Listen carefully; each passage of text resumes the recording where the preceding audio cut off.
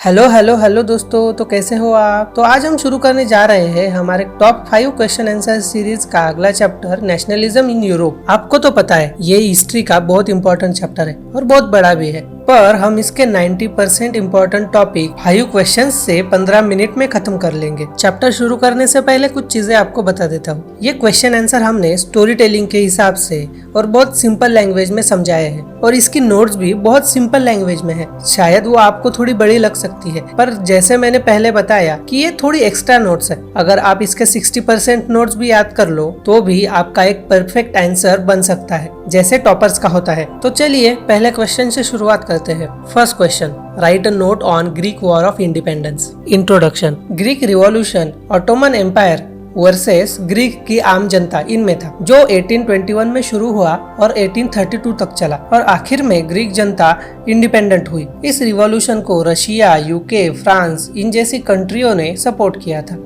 15th century की शुरुआत से ग्रीक पर ऑटोमन एम्पायर का कब्जा था, लेकिन जब यूरोप में बाकी जगह रिवॉल्यूशन होने लगे, बाकी कंट्रियां इंडिपेंडेंस लेने लगी, तब ग्रीक की जनता को भी लगा कि हमें ऑटोमन एम्पायर से लड़कर खुद का इंडिपेंडेंस लेना चाहिए और इसीलिए 1821 में इस रिवॉल्यूशन की शुरुआत हुई। इस वॉर का एक ही गोल था, ग्रीक जो यूरोप की एक बहुत पुरानी संस्कृति थी उसे ऑटोमन एम्पायर से यानी मुस्लिमों से छुटकारा दिलाना और उन्हें यूरोप के बाहर ढकेल देना। शुरुआत में ग्रीक लोगों की पावर थोड़ी कम थी, लेकिन जैसे जैसे इंडिपेंडेंस वॉर शुरू हुई, यूरोप में अलग अलग जगह जो ग्रीक लोग रहते थे उन्होंने अपने देशवासियों को सपोर्ट करना शुरू कर दिया। ऐसा माना जाता है कि ग्रीस यूरोप के सिविलाइजेशन का बर्थ प्लेस है और इसी पॉइंट को आगे करके ग्रीक नेशनलिस्ट लोगों ने पूरे यूरोप का ध्यान अपनी तरफ खींचा और मुस्लिम एम्पायर से ग्रीक को इंडिपेंडेंस दिलाने के लिए मुहिम चलाई। पूरे यूरोप के अलग अलग आर्टिस्ट, पोएट्स इन्होंने इसमें बहुत ज्यादा सपोर्ट किया। एक पोएट लॉर्ड बैरन, इन्होंने तो ग्रीक इंडिपेंडेंस के लिए फंड रेजिंग भी की और साथ ही खुद वॉर में हिस्सा लिया। हालांकि उनकी वहां पे मृत्यु हो गई, ये दुखद बात थी, लेकिन आखिर में 1932 में कॉन्स्टेंटिनोपल की एक ट्रीटी हुई जिससे ग्रीक को ऑटोमन एम्पायर से इंडिपेंडेंस मिला। इस इंडिपेंडेंस में रशिया, इंग्लैंड, फ्रांस जैसे देशों ने उनकी मदद की थी। कंक्लूजन देखे तो ग्रीक वॉर ने ये दिखा दिया कि ह्यूमन फ्रीडम के लिए क्या कुछ कर सकता है। इस वॉर ने ग्रीक को ऑटोमन एम्पायर के हाथों से छुड़ाया और बाकी यूरोप के रिवॉल्यूशनरीज को मोटिवेट किया। हमारा सेकंड क्वेश्चन है, what steps did French revolutionary take to create a sense of collective identity among the French people.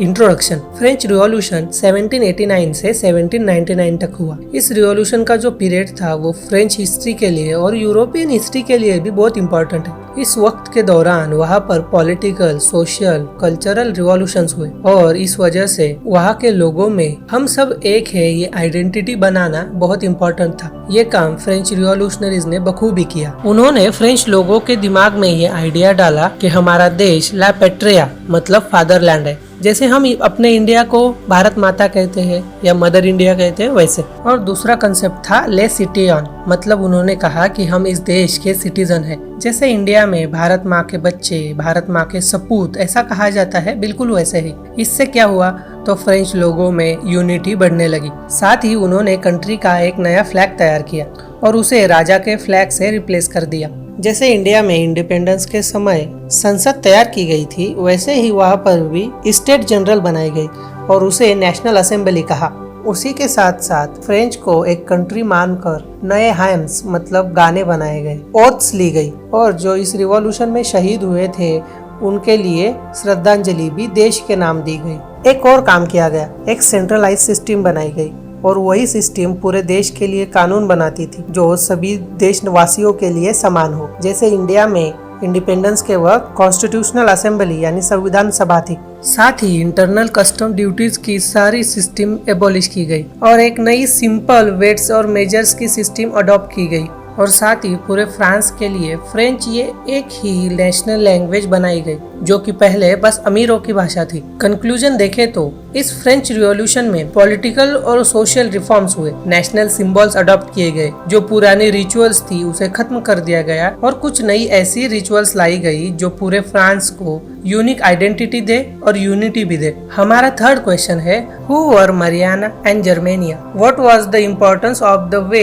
In which they portrayed? Introduction. Mariana and Germania ये आइकॉनिक फीमेल फिगर्स थी, लेकिन ये actually में कोई इंसान नहीं थी। इन्हें बनाया गया ताकि फ्रांस और जर्मनी अपने देश की आइडेंटिटी को आर्ट, कल्चरल, लिटरेचर इन चीजों से रिफ्लेक्ट कर सके। साथ ही देश के लोगों में नेशनलिज्म की भावना को बढ़ाना भी इसका एक एजेंडा था। 18 और 19 सेंचुरी के दौरान आर्टिस्ट लोगों ने बस फ्रांस और जर्मनी के लिए नहीं, बाकी भी देशों के लिए ऐसी पब्लिक फिगर्स बनाई जो रियल लाइफ में नहीं थी, लेकिन उन्हें देखकर लोग इंस्पायर हो सके और उनमें नेशनलिज्म का इमोशन बढ़े। फ्रांस की बात करें तो उन्होंने मरियाना को अपने नेशन का एक सिंबल बनाया। मरियाना एक क्रिश्चियन नेम है जो आम लोगों के देश के लिए एम्फसाइज किया जाता है। इस लड़की के यानी मरियाना के कुछ कैरेक्टरिस्टिक्स थे, जैसे रेड हैट, ट्राई कलर का झंडा और कॉकेड यानी मुकुट, क्राउन जो रिबन से बना है। फ्रांस के लोगों में देशभक्ति जगाने के लिए मरियाना के स्टैचूज, उसकी इमेजेस अलग अलग जगह पे लगाई गई,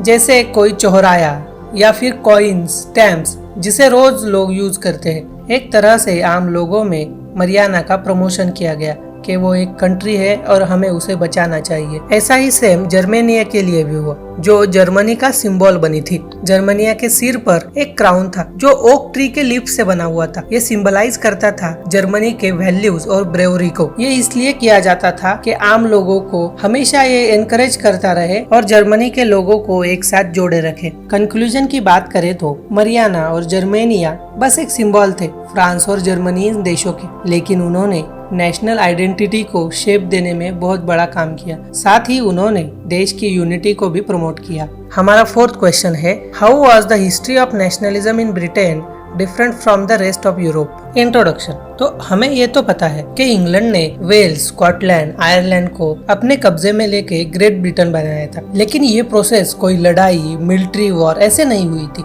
इसमें पॉलिटिक्स, डिप्लोमेटिक स्ट्रेटजी इन्वॉल्व थी और थोड़ी बहुत मिलिट्री। एग्जैक्टली क्या हुआ था वो आंसर में देखते हैं। ब्रिटेन का रिवॉल्यूशन पूरे यूरोप से अलग था। यहाँ पर कोई सडन मूवमेंट या वॉर नहीं हुई थी। ये बहुत लंबा प्रोसेस था। पहले तो इंग्लैंड, वेल्स, स्कॉटलैंड, आयरलैंड इन सभी जगह के अलग अलग लोग थे, उनकी अलग अलग आइडेंटिटी थी। इंग्लैंड में इंग्लिश लोग रहते थे, वेल्स में वेल्श लोग रहते थे, स्कॉटलैंड में स्कॉटिश लोग रहते थे और आयरलैंड में आयरिश। इसीलिए बाकी जगह एक पूरे कंट्री के लिए रिवॉल्यूशन हुआ, लेकिन यहाँ पर तो लोग ही अलग अलग थे। तो फिर ये यूनाइट कैसे हुए? तो पहले इंग्लैंड इंडिपेंडेंट बना। उनके पार्लियामेंट ने सोचा कि हमें हमारी बाउंड्रीज बढ़ानी चाहिए और उन्होंने स्कॉटलैंड के साथ मीठी मीठी बातें करना शुरू कर दिया। उसके बाद उन्होंने स्कॉटलैंड को बहुत सारे वादे किए। बाद में उनके साथ एक एक्ट साइन करके उन्हें ग्रेट ब्रिटेन में इंक्लूड कर लिया। लेकिन बाद में इंग्लैंड का असली चेहरा दिखने लगा। उन्होंने स्कॉटिश लोगों को उनकी भाषा बोलने से, उनके कपड़े पहनने से मना कर दिया और उन पर इंग्लिश कल्चर थोपने लगे। कई लोगों को तो उनके घरों से भी बेदखल कर दिया था और ऐसी जबरदस्ती करके स्कॉटलैंड को इंग्लैंड का एक हिस्सा बना दिया गया। ब्रिटेन ने ऐसे ही 1801 में आयरलैंड के साथ भी किया। शुरुआत में उन्होंने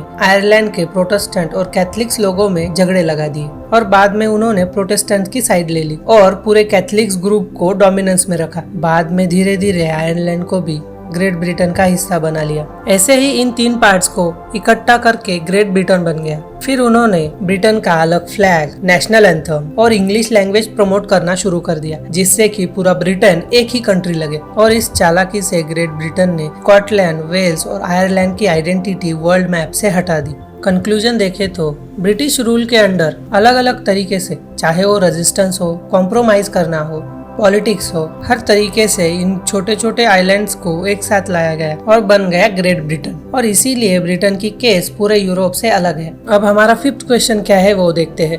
What changes did Napoleon introduce to make the administrative system more efficient in the territories ruled by him? Introduction. जैसे कि आपको पता है, नेपोलियन बोनापार्ट ने यूरोप के बहुत बड़े हिस्से पर रूल किया था और इतने बड़े हिस्से का एडमिनिस्ट्रेशन करना सिंपल बात नहीं थी। इसीलिए उसने कुछ ऐसी सिस्टम लगाई जिससे कि उसे पूरे यूरोप में रूल करना सिंपल हो जाए। उसने सिविल कोड ऑफ 1804 या फिर नेपोलियनिक कोड को इम्प्लीमेंट किया और इससे क्या हुआ, बड़े बड़े ऑफिसर्स को जो उनके बर्थ से प्रिविलेजेस मिलते थे वो खत्म कर दिए। साथ ही इक्वेलिटी बिफोर लॉ लाया और राइट टू प्रॉपर्टी भी इम्प्लीमेंट किया।